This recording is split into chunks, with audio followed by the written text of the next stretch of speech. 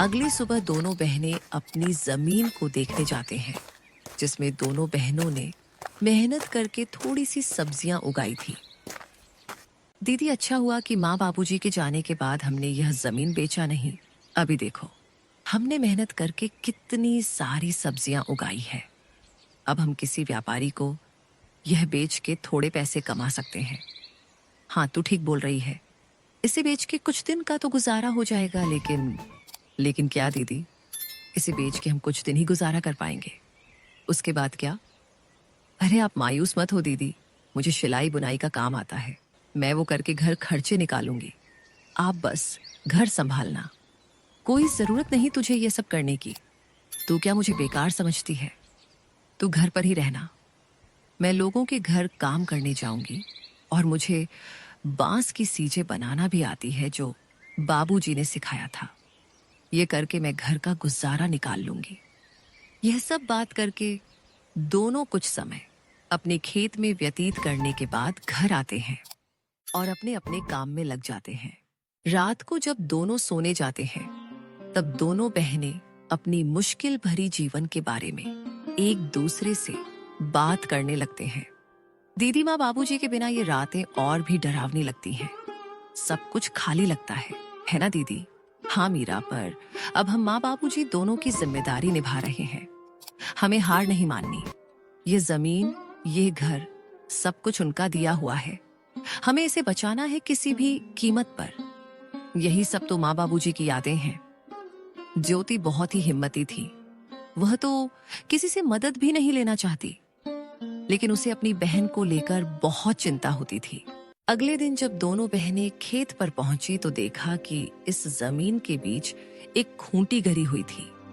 दीदी, ये जमीन के बीचों बीच खूंटी कौन गाड़ गया? ये तो कल यहाँ नहीं थी, और ना ही हमने इसे गाड़ी है। जरूर इसे कोई यहाँ गाड़ गया है।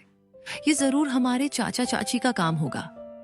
लेकिन ये काम बिना किसी सरकारी आदमी के नहीं होता।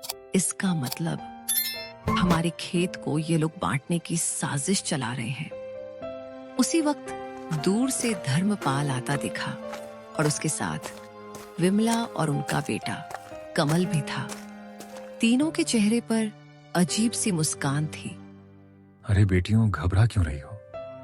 हम तो बस मदद करना चाहते हैं। तुम्हारे माँ बाप के जाने के बाद जमीन की देखभाल जरूरी है। तुमसे अकेले तो होगा नहीं। चाचा जी, आपकी मदद की जरूरत नहीं है हमें। यह जमीन हमारी माँ बाबूजी की निशानी है।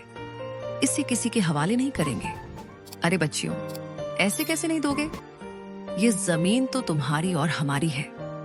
कमल के दादाजी ने अपने दोनों बेटों को बराबर हिस्सा करके दिया था, लेकिन शायद तुम्हारे पिता अपने आखिरी दिनों में तुमसे यह बात बोलना भूल गए। इतने साल तो हम साथ ही खाए पिए हैं। हम तो तुम्हारे भलाई ही चाहते हैं। अब ये दुश्मनी क्यों? दुश्मनी तब शुरू हुई चाची, जब आपने हमें अकेले समझकर हमारी जमीन पर नजर डाली।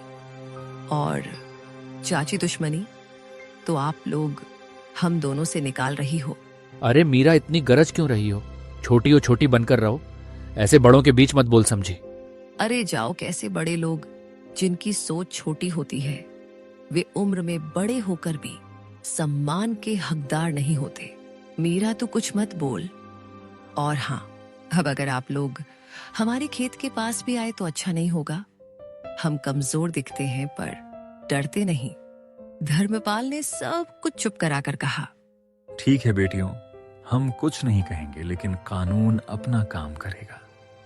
जब जमीन के सरकारी कागजात आएंगे तो देख लेना। जब तुम्हारे नाम नहीं निकलेंगे तो खुद समझ जाओगी कि जमीन किसकी है। तीनों वहां से चले गए। ज्योति और मीरा कुछ देर तक खामोश खड़ी रही। दीदी, क्या वो सच में कागज बदलवा सकते हैं? कुछ भी कर सकते हैं मीरा। लालच में आदमी अंधा हो जाता है। हमें किसी पर भरोसे नहीं करना चाहिए। अब हमें बहुत संभाल के रहना पड़ेगा।